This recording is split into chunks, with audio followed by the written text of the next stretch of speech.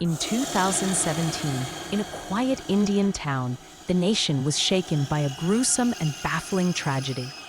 A 14-year-old boy named Arnab was found sitting silently beside the lifeless bodies of his parents. His eyes were vacant, hollow, as if something had been drained from within.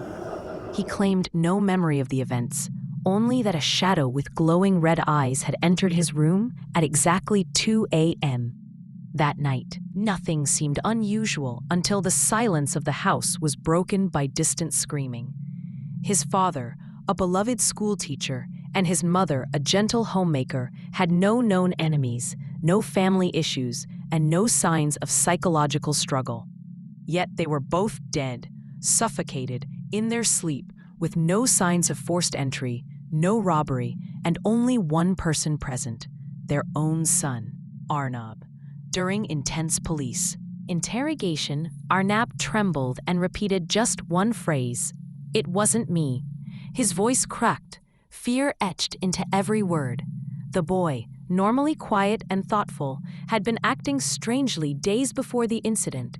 Neighbors reported him mumbling to himself, sometimes in a voice far too deep for a child. He would stop in the middle of the street and scream that something was crawling inside the walls, that it was watching him. Some thought it was puberty, others psychosis. But the truth was far stranger.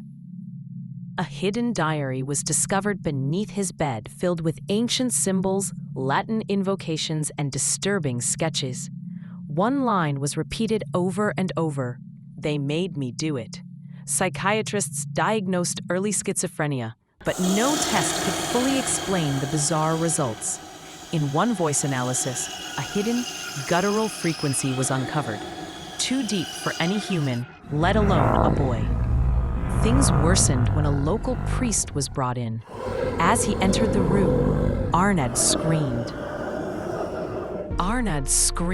his voice distorted, and tried to bite him, speaking in ancient tongues no one could identify.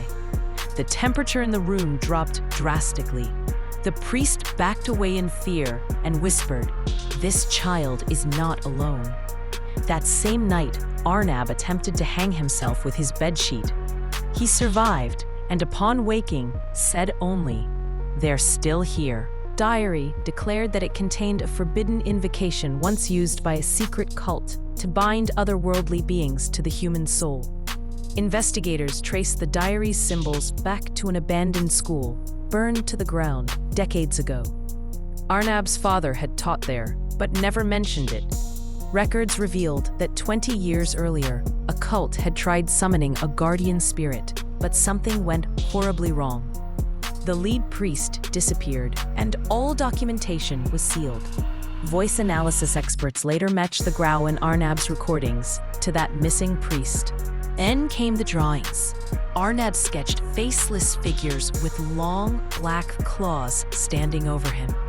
Disturbingly, some of these sketches matched the exact position and appearance of his parents at the crime scene, drawn a week before their deaths. When questioned, he simply said, "He shows me." Who? Arnab never answered. Eventually, he stopped talking altogether. In isolation, he sits and whispers strings of numbers repeatedly. A researcher followed those coordinates and found the ruins of the burned school. On one wall, a single point. Word was etched in blood-like stain, "Return." Every full moon, Arnab draws the same faceless man with black claws, again and again, each picture signed with a single line, "Forgive me."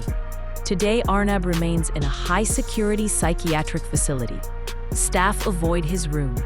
Whispers are still heard behind his door, even when he sleeps. No one knows if he is haunted, possessed, or simply broken. But one thing is certain, something followed him home that night, and it never left.